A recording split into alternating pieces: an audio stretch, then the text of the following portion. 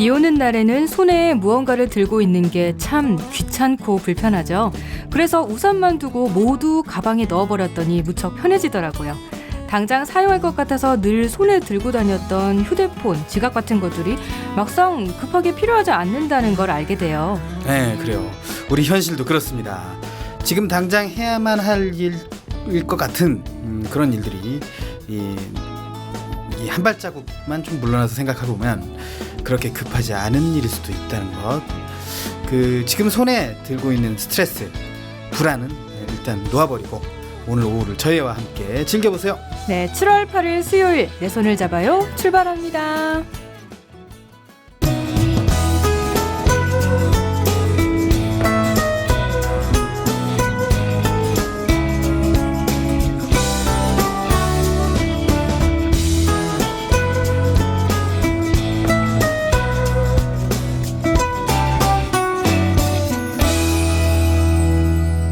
안녕하세요. 내 손을 잡아요. 진행의 권순철입니다. 안녕하세요. 홍옥희입니다. 네, 날씨가 좀 흐리고 비가 좀 오락가락하고 있는 날씨.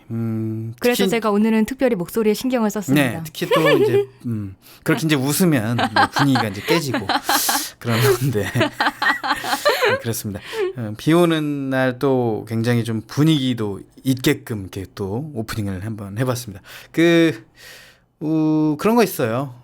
정말 손이 모자라요. 비 올 때는.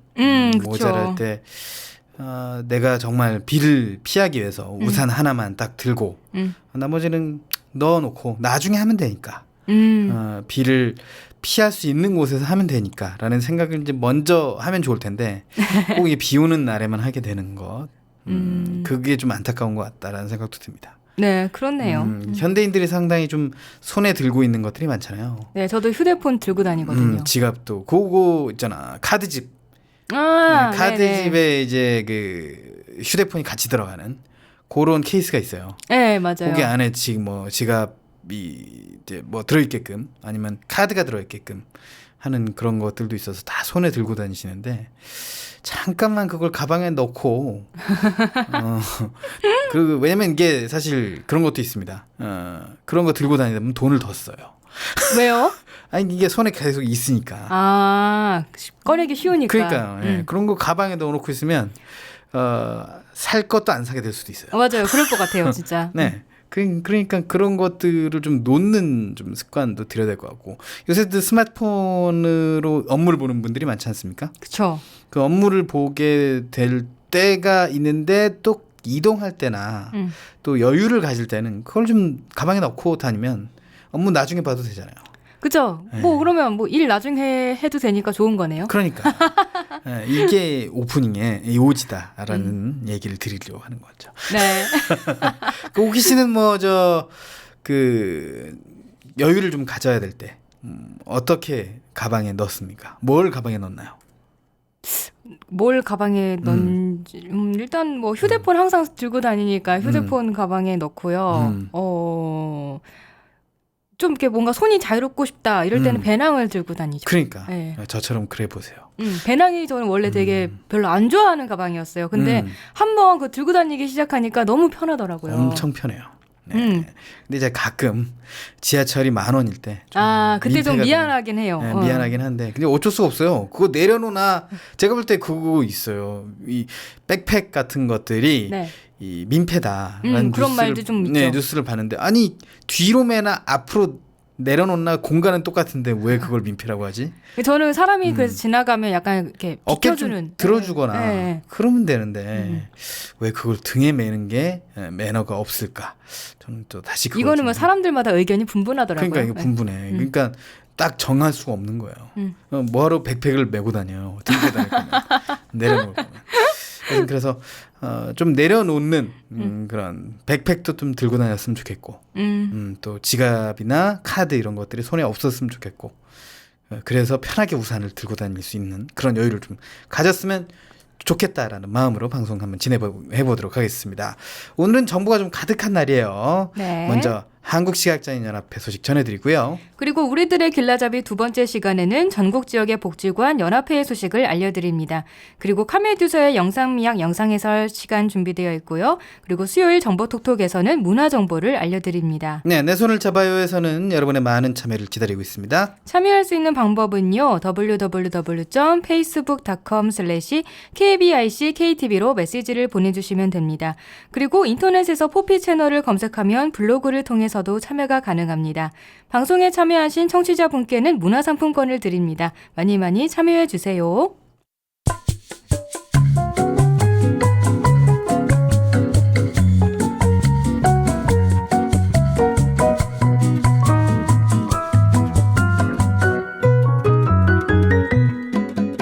수요일 내 손을 잡아요. 먼저 시각장애인 기관이나 단체 소식을 전하는 우리들의 길라잡이 시간입니다. 먼저 한국시각장애인연합회 소식 들어보겠습니다. 한실은 정책팀 강환식 팀장과 연결돼 있습니다. 안녕하세요. 네, 안녕하세요. 네, 오랜만에 뵙네요. 네, 그렇습니다. 그동안 좀 바쁘신 모양이죠? 네. 예. 네, 그래요. 항상 또 바쁘셔서 좀 몸이 걱정되기도 합니다. 건강 유의하시기 바라겠고요. 예. 자, 먼저 애니메이션 영화 특별시사회 소식이 있네요. 네, 그렇습니다. 어떤 영화인가요? 예, 우선 이게 그 고녀석 만나겠다라는 이제 영화 애니메이션이고요. 네. 딱 제목만 들으시면 잘 모르시겠죠. 그렇죠. 네. 네, 이게 이제 그 전 세계적으로 그 누적 판매 부수가 300만 부를 넘는 고녀석 맛있겠다라는 동화를 원제로 해가지고요. 네. 미르라는 티라노사우루스 공룡의 그 태어날 때부터 성장기를 그리면서 이제 평화나 이런 것들을 메시지로 하는 평화 공존 이런 걸 메시지로 하는 영화라고 보시면 되겠습니다. 고녀석 만나겠다인가요? 맛나겠다인가요? 네, 만나겠다. 그렇죠. 만나다라는 예. 표현. 맛있겠다라는 제목을 좀 바꿨군요. 네, 그래서 예, 그렇습니다. 애니메이션 영화로 아이들도 이제 볼 수 있게끔 그렇게 만드는 모양이죠. 예, 이 영화는 애니메이션인 만큼 전 연령이 관람 가고요. 네. 그렇군요. 전 연령이 다 볼 수 있는 애니메이션인 만큼 네. 많은 분들이 좀 가서 보셨으면 좋겠는데 예, 언제 어느 극장에서 상영하나요?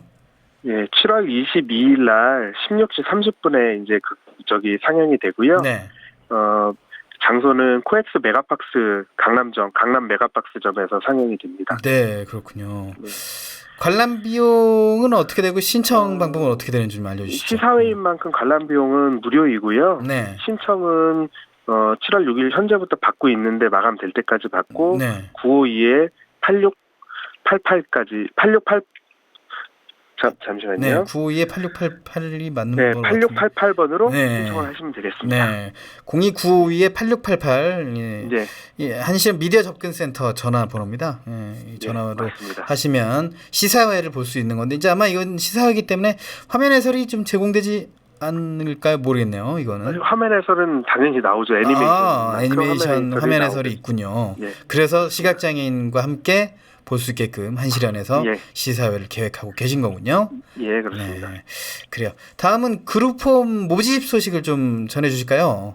예, 그룹홈 모집이라고 해서 이게 많은 수를 모집하는 건 아니고요. 네. 이 결혼이 될 때만 이제 모집을 하게 되는데 네. 이제 이번에 모집은 한 명을 모집을 하게 되고요. 네네. 예, 지역은 이제 이 그룹홈 지역 있는 지역이 이제 수유동 쪽에 네네. 그 강북구 수유동 쪽에 있는 지역에서 이제 그룹홈 운영하고요. 모집을 하게 됩니다. 그렇군요. 그룹홈이라는 단어를 좀 익숙하지 않게 생각하신 분들, 익숙하지 않으신 분들을 위해서 좀 간단하게 설명 좀 해주신다면요. 뭐 저도 정확하게 그룹홈이라고 그래서 뭐 어떻다 이렇게 말씀드리기는 그렇고요. 옛날에 이제 보통 이제 단기 보호라고 하죠. 옛날에는 이제 그런 표현을 많이 써가지고 네네.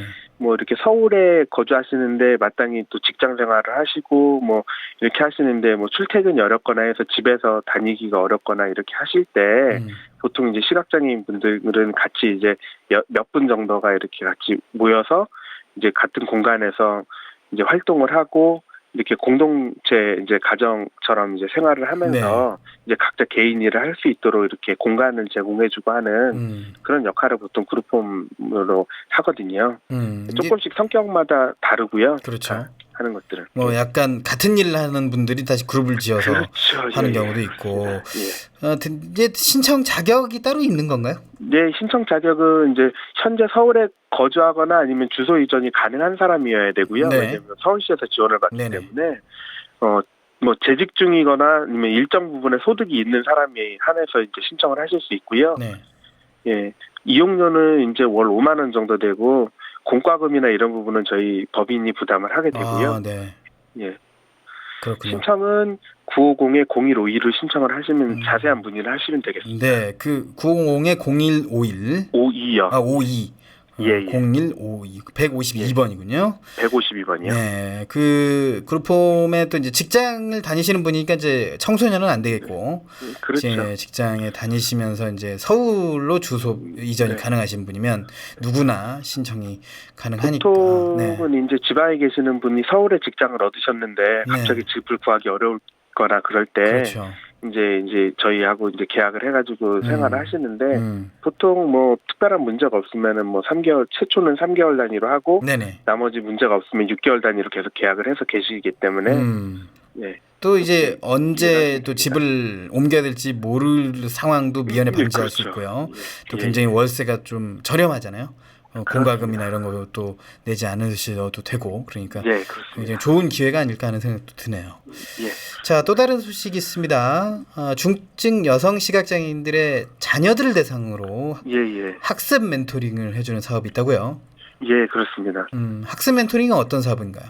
이제 학습 멘토링이라는 거는 이제 그 중증 시각장애인들 같은 경우는 비장애인 자녀를 둔 경우에 뭐 초등교육 특히 이제 초등학생이나 이렇게 들어가면 이제 학습 숙제라든지 뭐 교과 과정이라든지 이런 거를 가르치기가 굉장히 난해하잖아요. 네. 그래서 이런 분들을 대상으로 해서 초등교과 이상의 이제 재학 중인 학생들을 둔 중증 시각장애인 또는 상호 시각장애인 뭐 가정에 그 대학생 이상의 학력을 가진 이제 멘토를 파견해가지고 네. 일주일에 2시간 정도 이렇게 숙제라든지 그런 부분들을 도와주게 하는 그런 사업입니다. 네, 그렇군요. 신청 자격이나 선정 과정, 뭐 선정 기준 뭐 이런 거 있네. 신청 자격 같은 경우는 이제 아까도 말씀드렸지만 여성 시각장애인이면서 초등학교 이상의 자녀를 둔 이제 시각장애인이시면 되고요. 네. 다른 기관에서 유사 서비스, 이게 비슷한 서비스들이 좀 있거든요. 네. 뭐 그런 서비스를 받지 않으시면 신청이 가능하시고 우선순위는 뭐 상호 시각장애인이라든지 이렇게 좀 정해져 있어요. 상호 시각장애인이라는 것은 이제 시각장애인 가정을 얘기하는 거죠. 시각장애인 부모님이 시각장애인 두 분이 이제 시각이고 자녀가 아닌 경우, 자녀가 아닌 자녀도 경우죠. 시각일 수 있지만, 네네네. 뭐 하여튼 그런 경우에 그러니까 교육 여건이 좀 안 좋잖아요. 네. 어렵잖아요. 네. 그런 경우에 하실 수 있습니다. 네, 그렇군요. 자, 그러면 신청이나 문의할 수 있는 것 좀 알려주십시오. 네, 문의 번호는요. 950-0184번입니다. 네, 950-184번으로 02 역시 950-184번으로 문의하시면 되겠군요. 자, 오늘 말씀은 여기까지 들어야겠네요. 고맙습니다. 예, 감사합니다. 네, 이번 주는 여러 가지 사업을 소개해드렸습니다. 오늘 소개해드린 사업에 관심 있으신 분들은 포피 채널 다시 듣기를 활용하시거나 한시련으로 문의하시면 되겠습니다. 시각장애를 위한 사업과 프로젝트를 소개하는 우리들의 길라잡이 시간이었습니다. 지금까지 한국시각장애연합회 정책팀 강환식 팀장이었습니다.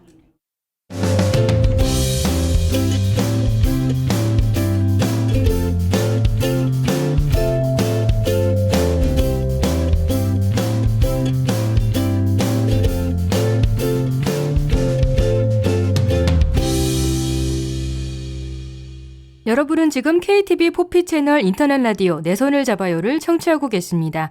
이번에는 전국 지역의 복지관, 연합회 그리고 시각장애인 관련 행사와 프로그램 소식을 알려드리는 시간입니다.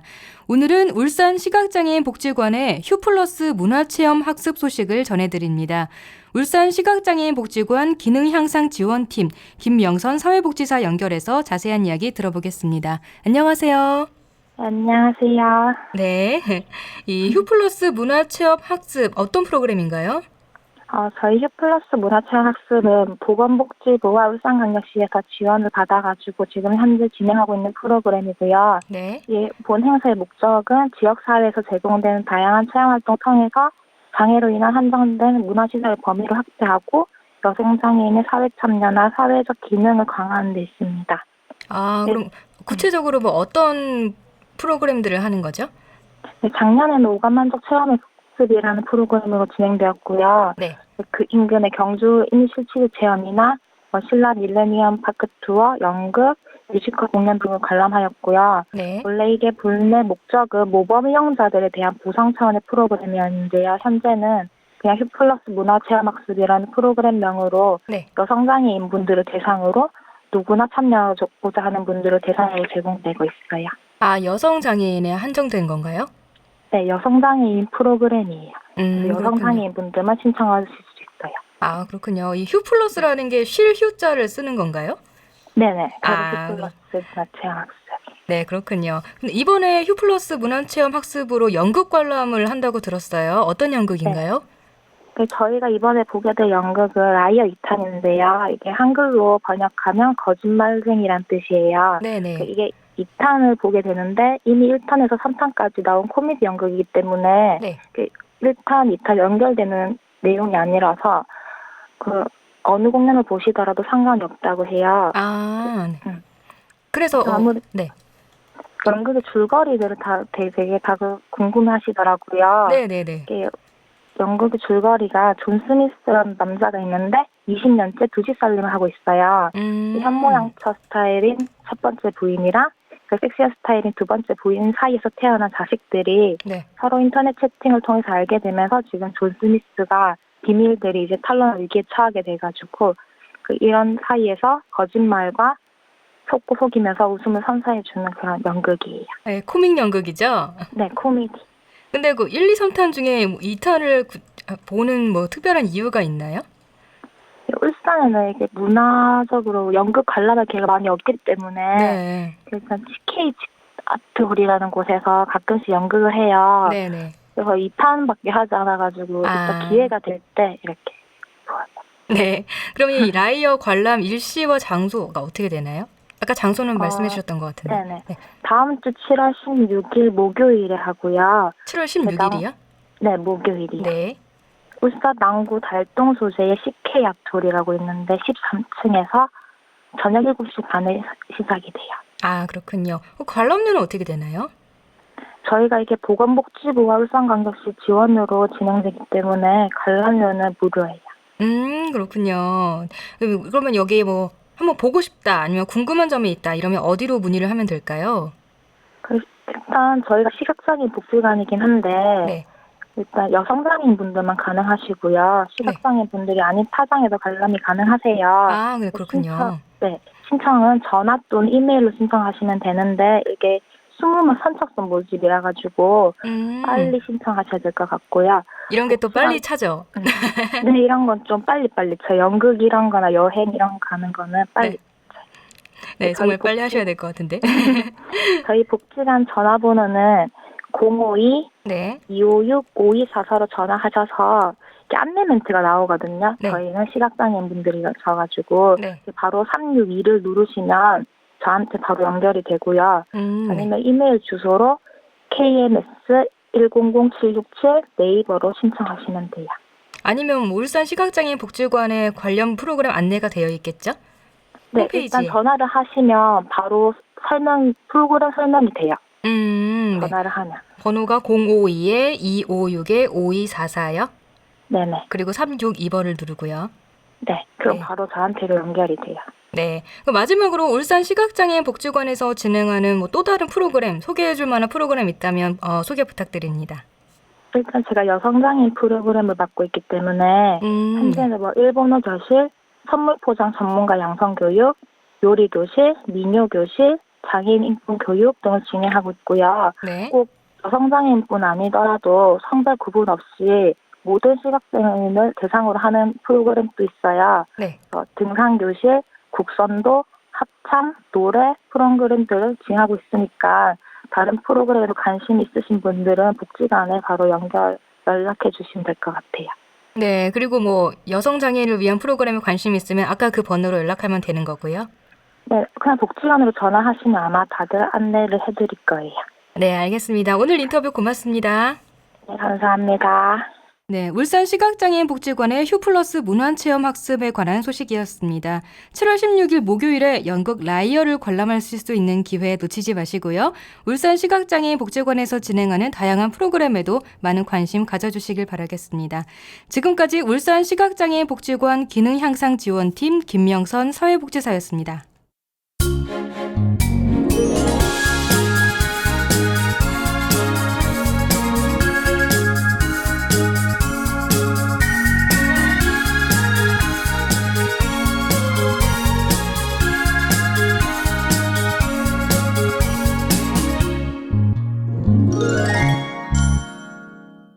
(7월 8일) 수요일 우리들의 길라잡이 함께했습니다. 다음은 시각장애인들이 보고 싶은 영상 콘텐츠를 해설해주는 코너 영상해설 시간입니다. 매주 수요일은 영상 여행을 떠내보는 시간이죠. 카메드서의 영상미학 준비되어 있습니다. 오늘은 어떤 내용이 준비되어 있나요? 일단 순철 씨 카라멜 마키아토 아직도 좋아하세요? 한때 그것만 마실 때가 있었는데 지금도 그런지 안 좋아하진 않습니다. 굉장히 마약 같은 단맛. 그래서 요즘 뭐 특별한 날만 먹는다고 했던 것 같긴 네, 한데. 그렇습니다. 굉장히 스트레스를 받을 때, 열받을 때, 짜증날 때, 화날 때 먹죠. 열받을 때 짜증날 때 카라멜 마키아토를 드시는 그렇습니다. 카라멜남. 또 피부가 좀 그렇게 생겼지 않았습니까? 캐러멜처럼. 네, 카라멜 좋아할 것처럼 생겼어요. 무슨 근거인지는 모르겠지만. 네, 그렇군요. 네. 아무튼 이렇게 요즘은 커피가 정말 일상이잖아요. 네. 그리고 식후 커피 뭐 이런 게 흔한 풍경이고. 그렇죠. 제가 고등학교 때만 해도 말이죠. 이렇게 카페 문화가 발전할 거라고는 생각을 못했습니다. 저도요. 이 카페는 어른들이 가는 곳. 맞아요. 저도 그렇게 생각했어요. 술을 파는 곳. 그렇게 생각했거든요. 저희는 커피를 먹으면 뭔가 큰일 날 것 같아요. 맞아요. 진짜. 몰래 막 어른들의 세계. 자판기 커피 빼먹고. 이런 맛이었어? 맛없어. 뭐 이렇게 생각했고. 진짜 커피 마시면 공부 못하게 되는 줄 알았어요. 머리 나빠지는 줄 알았고. 그렇게 생각했었는데 이제는 그러니까 제가 고등학교 때는 그리고 뭐 이제 저희 이제 전문대 학교 다닐 때는 정말 그 젊은이들이 좋아하는 그 음료 파르페였습니다. 파르페. 왠지 미팅해야 될 것 같은데 파르페. 그거 먹으면서. 이호준 감독이 아실 거예요. 파르페. 이 우산 같은 거 꽂아져 있고 이거. 있어. 네. 뭔지 그런 알아요. 거. 네, 지금 편의점에 파는데요. 그런 거 많이 먹었다고. 우리 커피 못 먹었다고. 근데 이제 진짜 뭐 어느 역 부근만 가도 아니야. 집 앞에도 있고. 그냥 어느 동네만 가도 그냥 윙 소리가 나면서 갑니다, 원두를. 네. 그러니까요. 네. 요즘은 정말 누구나 그냥 쉽게 갈 수 있는 곳이 됐어요. 그러니까 커피집이. 그리고 바리스타 꿈꾸는 분들도 되게 많아졌고요. 많죠. 제가 볼 땐 바리스타가 수백만 명이 있지 않을까. 우리나라에. 네, 우리나라의 인기 직종이 된 것 같아요. 네, 그러니까 말이죠. 그리고 이 장애인들의 일의 터전이 될 수도 있다. 맞아요. 바리스타 양성 교육과도 되게 많더라고요. 지적장애인 분들이라던가 청각장애인 분들이라던가 심지어 시각장애인 분들도 바리스타에 도전하고 있는 분들이 많은데 그만큼 이제 커피가 대중화됐다는 거죠. 네. 오늘 커피에 관한 내용일 걸 다 예상하고 계실 거예요. 뭔가 커피는 누구나 다 뭐 거의 다 대부분 좋아하시기 때문에 기대가 되실 것 같은데. 우리가 일반적인 바리스타 분을 만날 것 같진 않아요. 그렇죠. 오늘 영상 미학이니까요. 일반적인 바리스타가 아니라 오늘은 우리나라의 1세대 바리스타가 나옵니다. 일반적인 게 아니라 1세대 네. 바리스타. 네, 그렇군요. 우리나라에서 바리스타로서 최초로 활약하신 분인 거죠. 이분이 뭐 직업 철학은 뭔지, 커피를 또 어떻게 만드는지 이런 부분들을 커피의 고전을 만나겠군요. 네, 영상을 통해 알 수 있습니다. 네. 그러면 첫 번째 영상 볼까요? 네.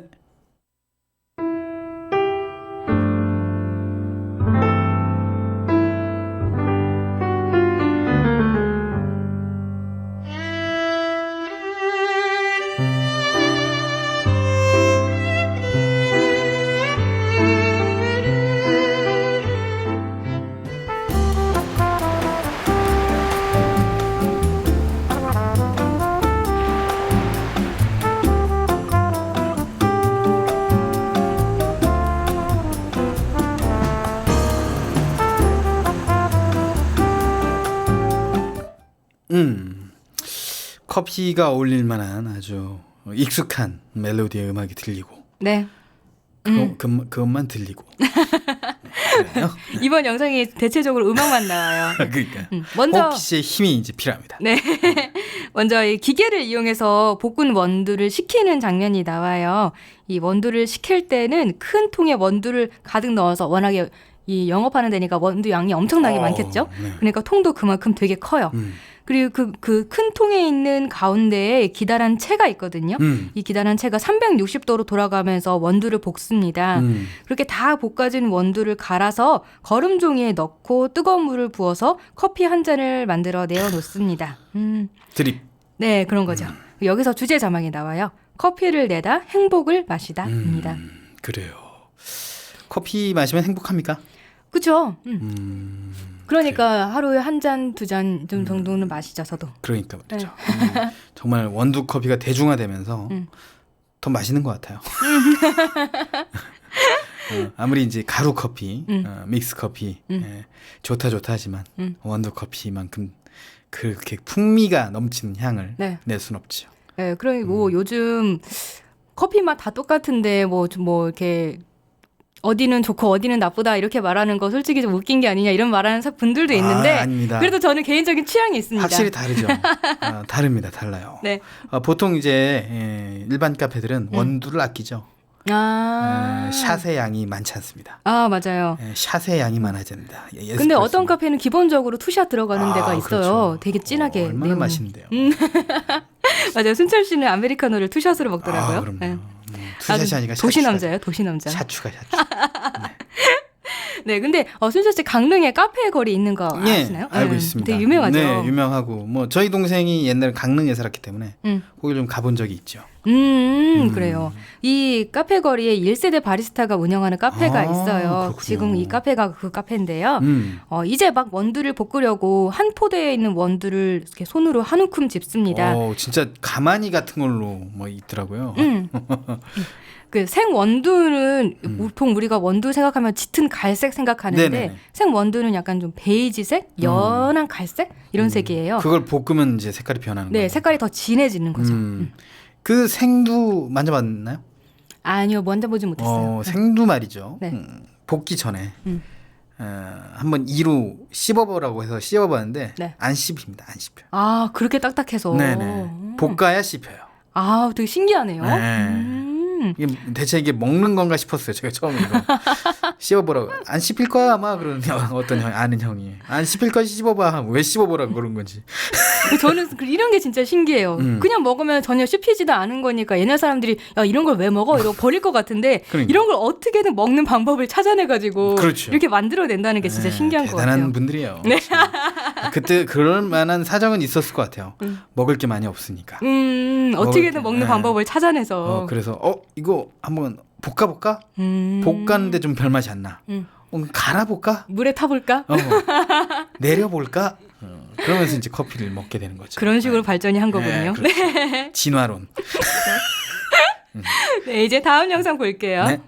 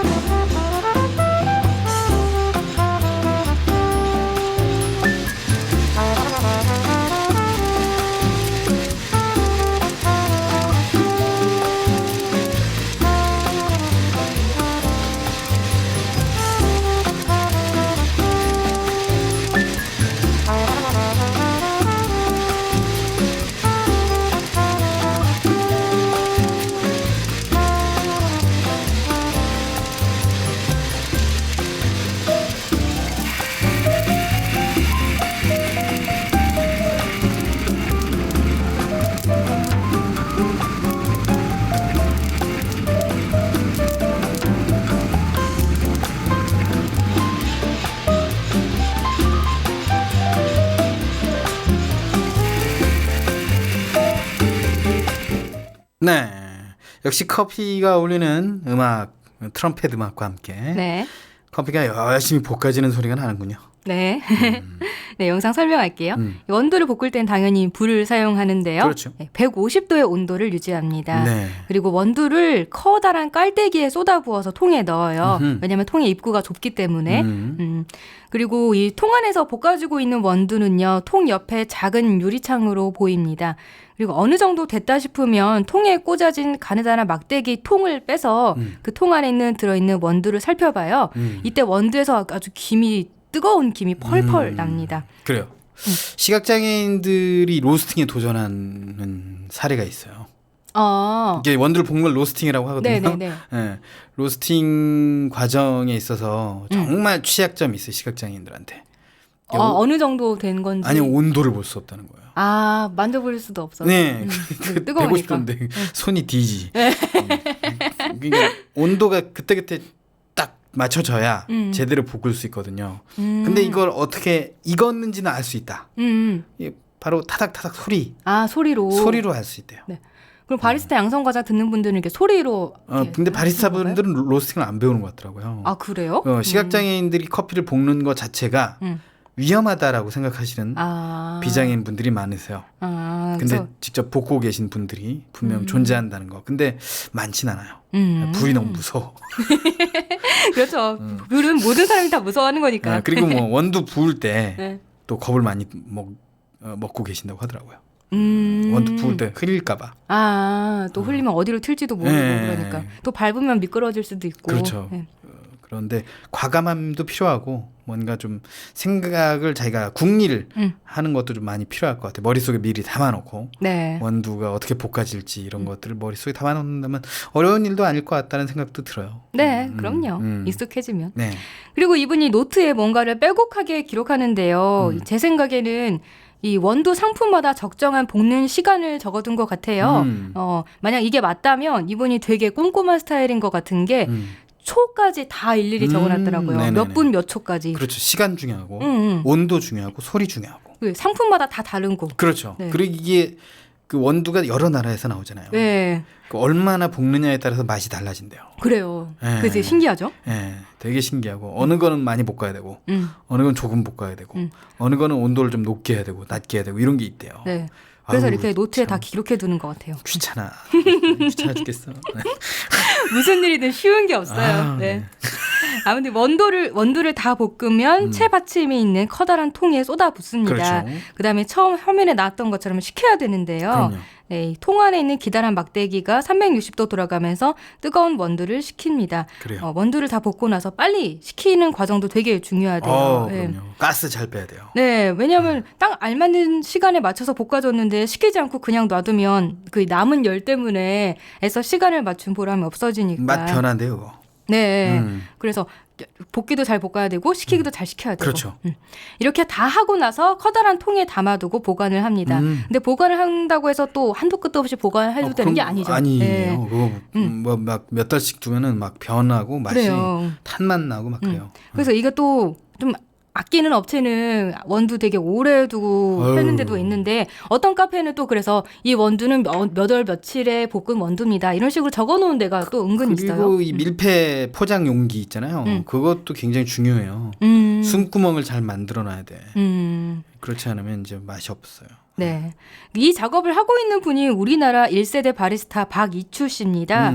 우리나라의 1세대 바리스타라고 하는 분이 일서삼박이라고 네 분이 있대요. 이거 홍옥희 씨가 찾은 건가요? 네. 이건 제가 찾은 겁니다.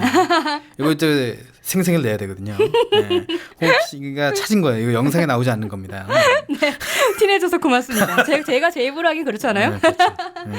제가 여태까지 제 입으로 한 게 좀 많긴 하지만 아무튼 여기서 안 나오네요. 안 나오네요.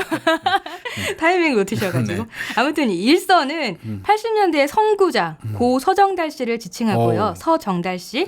그리고 삼박은 90년대를 대표했던 고 박원준 씨, 박상홍 씨, 그리고 박이추 씨. 오늘의 주인공이죠. 세 분이 있다고 합니다. 네. 근데 이 중에서 아직 활동하는 바리스타가 박이추 씨가 유일하대요. 박이추 씨는 일본에서 태어나서 농장에서 일하다가 먹고 사는데 뭐 다른 일이 없을까 싶어서 커피를 배웠다고 하네요. 네. 일본에서. 네. 그 커피 불모지였던 한국에 와서 88년 서울에 카페를 차립니다. 야, 그때 당시에 뭐 카페라는 건 그냥 술 마시는 공간이었는데. 그리고 다방이 일반적이었죠. 그렇죠. 뭐 다방 커피, 쌍화차. 그렇죠. 네. 다 가루 커피 탔을 거 아닙니까? 네. 이런 게 일반적이었던 당시에 드립 커피가 나왔으니까 얼마나 사람들이 놀랐겠어요. 이게 대체 뭐냐 이렇게 싶었겠죠. 그렇죠. 그때 당시에 저 8살이었어요. 그 좀 자라서 이 청년은 파르페를 먹습니다. 네, 그러다가 2000년부터 자연과 좀 더 가까이에서 살고 싶다 이런 마음에 강릉에 카페를 차려서 2000년부터 지금까지 오게 된 겁니다. 맑은 공기를 마시면서 또 강릉에 이분은 뭐 어떻게 커피를 만드시고 그러는지 모르겠는데 강릉에는 우리나라의 유일한 커피 나무가 생산되는 곳이죠. 아, 그렇군요. 네, 커피 나무가 강릉에만 있어요. 아, 우리나라에서 커피가 자랄 수 있는 환경이 강릉에만 갖춰져 있나 보네요. 그 환경까지는 아닌데 어쨌든 키워요. 그렇구나. 네. 그 강릉에서 난 원두를 한 번도 본 적이 없는 것 같아요. 네, 그렇죠. 비싸니까요. 아무튼 이 박이추 씨가 기사 인터뷰에 이런 말을 했어요. 네. 커피 원두를 10년 연구하다 보면 나보다 커피가 더 중요해진다. 사람보다 커피가 더 우위에 있는 거다. 그런데 또 10년이 지나면 커피보다 사람이 더 중요함을 알게 된다. 원두가 아무리 좋아도 만드는 사람이 제대로 되지 않으면 그 맛이 안 나기 때문이다. 사람에 따라 다른 게 커피다라고 하셨습니다. 그러니까 중요한 건 이제 의역을 하면 일단 배울 땐 커피가 우선인데 나중엔 내가 일단 제대로 돼야 된다. 인간성이 제대로 돼야 커피가 제대로 만들어진다. 네, 뭐 이렇게 또 표현할 수도 있겠어요. 네, 저도 카페 알바를 해봤었거든요. 저의 인간성으로 커피를 만들어봤습니다. 너무 맛있었겠네. 네, 그렇죠. 뭐 확인할 바는 없으니까 네. 맛있었다고 하죠. 네. 그래요. 아무튼 이제 세 번째 영상 볼게요. 네, 커피 있습니다.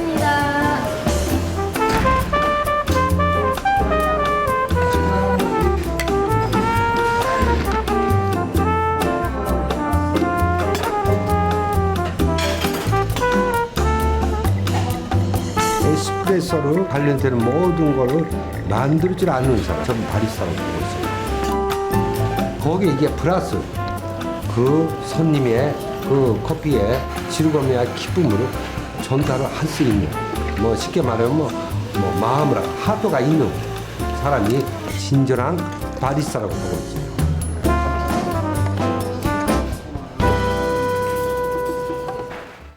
역시 그 장인의 멘트는 항상 그 혼이 담겨 있다. 그렇게 느껴지네요. 네, 이 커피 주문이 있으면 박이추 씨가 직접 커피를 내리는데요. 그 가른 원두를 거름종에 넣고 뜨거운 물을 부으면요, 거품이 봉긋하게 부풀어 올라요. 그래서 거름종이로 걸러진 커피가 주전자로 똑똑 떨어집니다.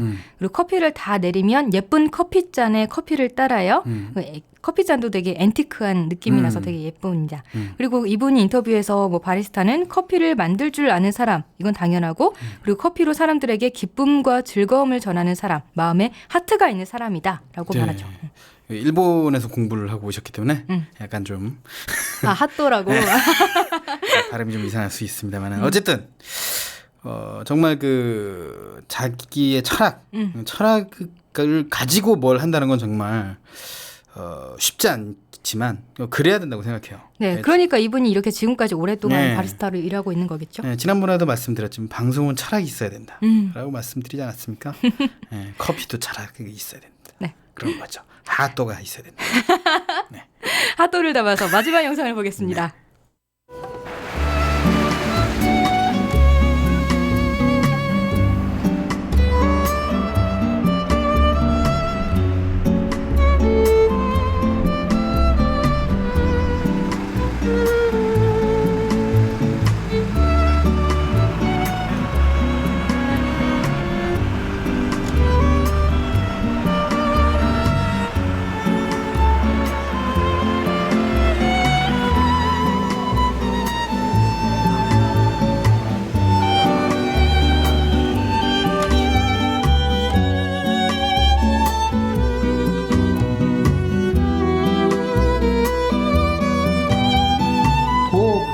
마시는 커피 찾으라고 하는 사람 있고, 왜 사람들이 커피 마시는가 궁금해서 커피 마시는 사람도 있지만 행복을 찾기 위해서 커피 마시러 오는 말이에요. 저는 이렇게 보고 있어요. 제 목숨의 운명 같아요. 한 장의 커피의 가치와 꿈으로 만들어야겠는 것이 제 할이 아닌가 저는 이렇게 보고 있습니다.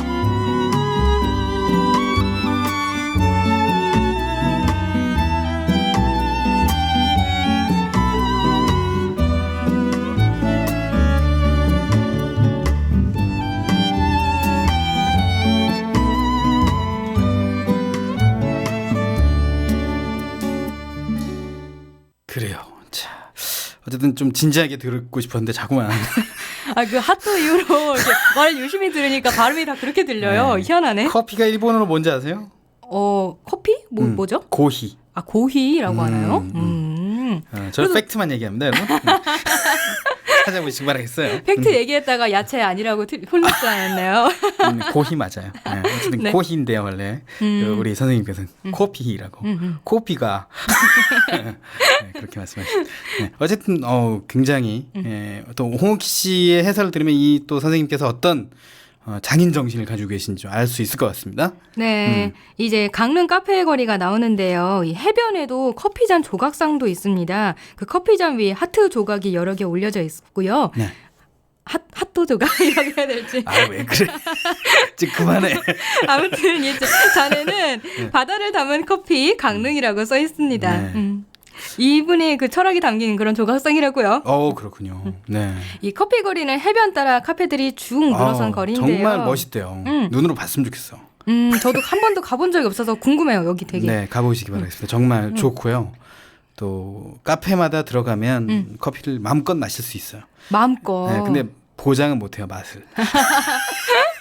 왜냐면 다 다르니까 각기. 그죠. 그러니까. 드립 커피도 말이죠. 각 이 블렌드마다 이 나라에서 만든 원두마다 나라에서 생산된 원두마다 다 맛이 다르기 때문에 개인차가 심해요.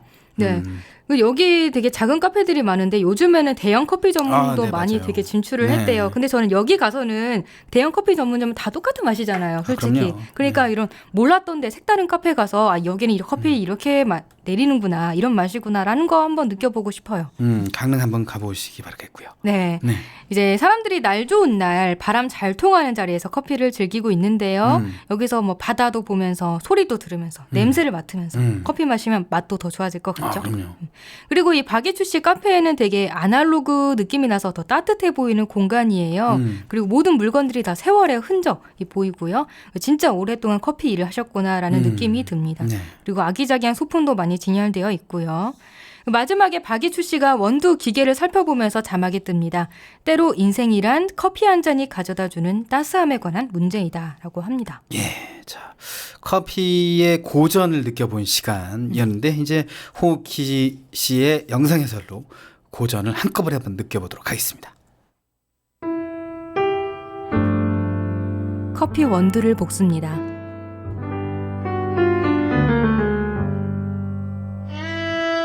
커피를 내립니다.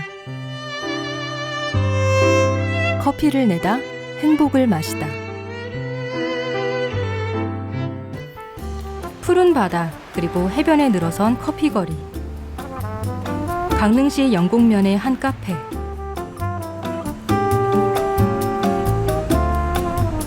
생원두를 한 움큼 집어듭니다. 가스불을 켭니다. 기계가 돌아가고 온도는 150도로 맞춥니다. 원두를 볶기 위해 기계에 넣습니다.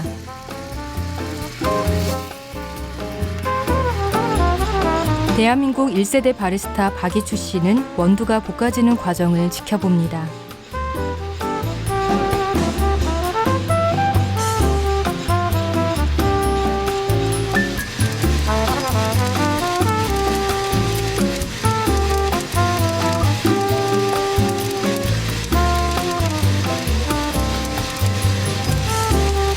중간에 원두가 볶아진 정도를 확인합니다.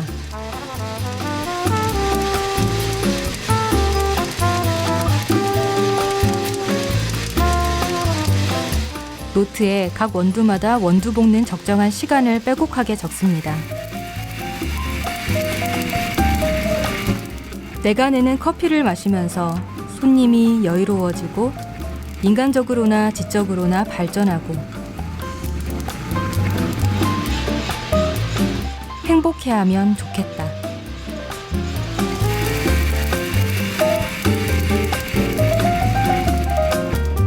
네, 커피 있습니다. 커피를 만들러 나가는 박이추 씨. 커피 한 잔은 예술이자 사랑입니다. 한 잔에 예외 없이 직접 내려 전달하는 진심. 에스프레소로 관련되는 모든 거를 만들 줄 아는 사람, 전 바리스타라고 보고 있어요. 거기에 이게 플러스 그 손님의 그 커피의 즐거움이나 기쁨을 전달을 할 수 있는, 뭐 쉽게 말하면 뭐 마음을 하도가 있는 사람이 진정한 바리스타라고 보고 있어요.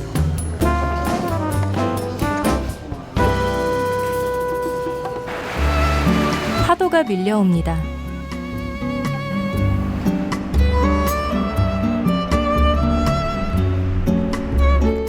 해변에 커피잔 조각상이 있는 이곳은 강릉의 커피거리입니다.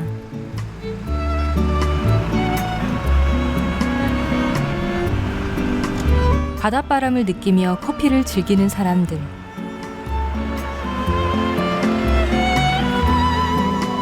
박이추 씨 카페의 오래된 물건들.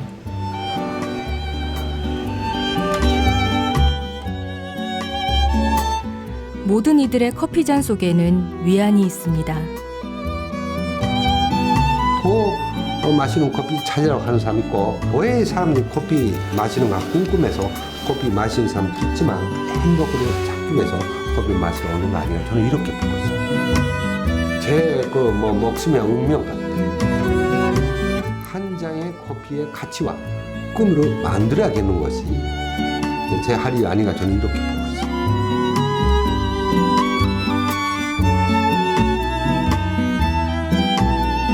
때로 인생이란 커피 한 잔이 가져다주는 따스함에 관한 문제이다.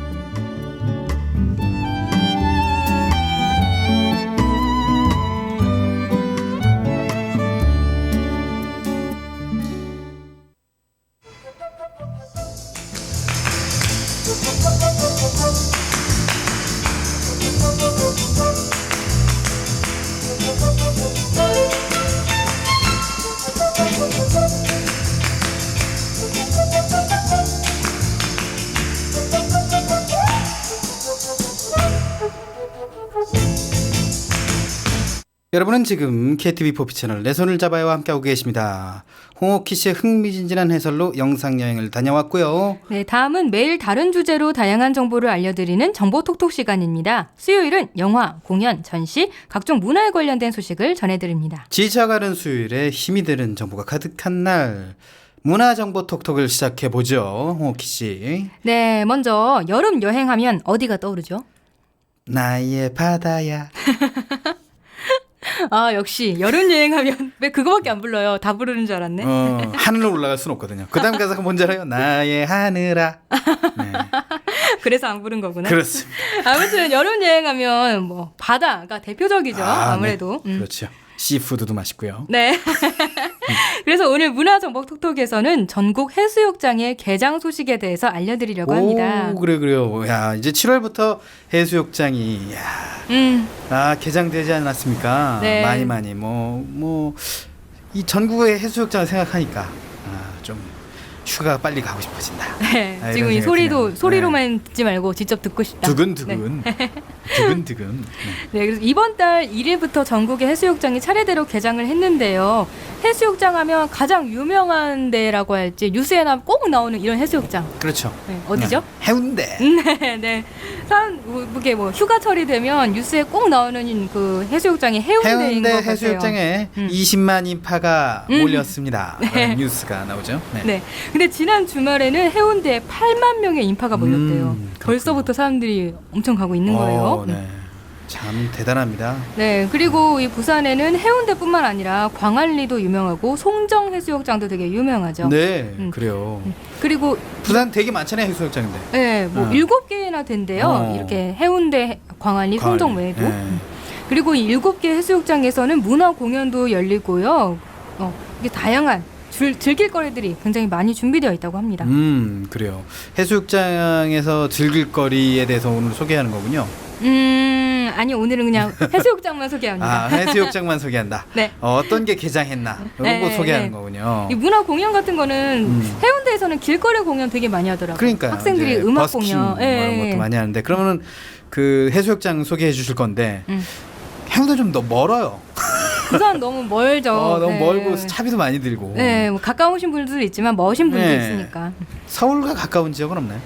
일단 머드 축제로 유명한 보령도 있죠. 오. 보령은 외국인들에게 특히 유명한 축제 같아요. 머드 축제 되게 신기해하더라고요. 그래요. 진흙 가지고 노는 거를 저 외국인들이 되게 가봤어요. 좋아한대요. 정말 네. 진흙탕에서 씨름하는 모습 보니까 진흙탕 싸움이더군요. 말 그대로 정말 진흙탕 싸움. 네, 진흙탕 싸움. 그리고 서해안의 최대 해수욕장인 대천해수욕장도 있고요. 가까워요, 가까워. 네, 그리고 대천해수욕장은 제가 가본 지는 좀 됐지만 제가 갔을 때는 되게 깨끗했어요. 네. 새우도 맛있었고요. 네. 서해에서 일단 여름에 가면 새우를 좀 먹기 힘들지만 어쨌든 서해 하면 또 새우도 생각나고 그 뻘도 생각나고 뻘. 아, 그죠. 아무래도. 뻘도 생각나고 그 조개 줍는 거. 네, 맞아요. 맛조개 그런 거 먹고. 네. 그리고 또 이런 데도 있대요. 바다가 갈라져서 길이 생기는 곳. 이런 곳으로 유명한 무창포 해수욕장도 그래요. 있다고 합니다. 참 다양한 해수욕장에 또 다양한 해수욕장만의 자연 컨셉을 가지고 있지 않습니까? 네. 네.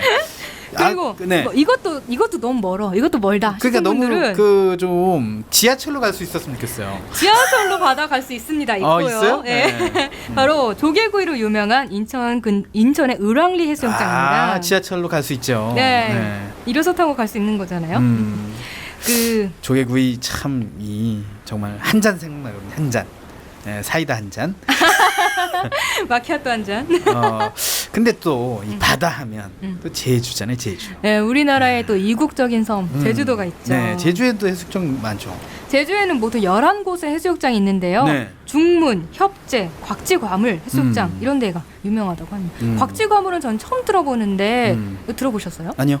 저도 중문과 협재는 들어봤는데 네. 곽지과물은 어디에 있는지는 궁금하네요. 근데 이게 다 개장을 한 거예요? 네, 다 모두 개장을 해서 가기만 하면 됩니다. 그렇군요. 우리나라에 이렇게 많은 해수욕장이 있는지 처음 알았습니다. 네, 그냥 취향 따라 가면 돼요. 그러니까 지하철로도 갈 수 있다니. 네. 청취자 여러분들은 어디로 가실지 궁금하네요. 청취자 여러분의 의견보다도 저는 여기 안에 계신 분들은 어디 가고 싶은지 궁금해요. 뭐 강릉 경포대 해수욕장도 있고. 거의 유명하죠. 네. 어디 뭐 대표로 어디 가고 싶은지 좀 얘기 좀 해주세요. 어디 가고 싶어요? 네, 답이 없네요.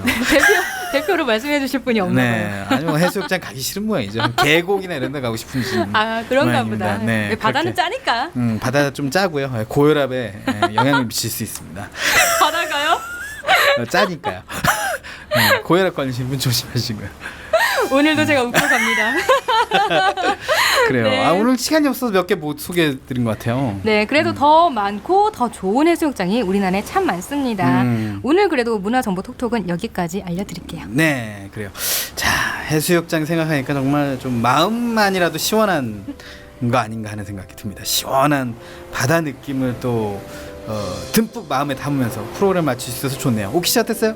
네, 일단 저는 커피 얘기해서 되게 재밌었어요. 워낙 커피를 좋아하다 보니까. 그래요. 그리고 커피에 대한 순철 씨의 생각보다 지식이 굉장히 많아서 놀랐고, 네. 아닙니다. 저는 자팍다식이죠. 자팍다식. 네, 튜션 내리는 남자니까. 그렇습니다. 자, 7월 8일 수요일 내 손을 잡아요. 저희가 준비한 소식은 여기까지입니다. 네, 저희는 내일 오후 1시에 다시 찾아오겠습니다. 지금까지 진행의 홍옥희, 권순철이었습니다. 함께해 주신 여러분 고맙습니다.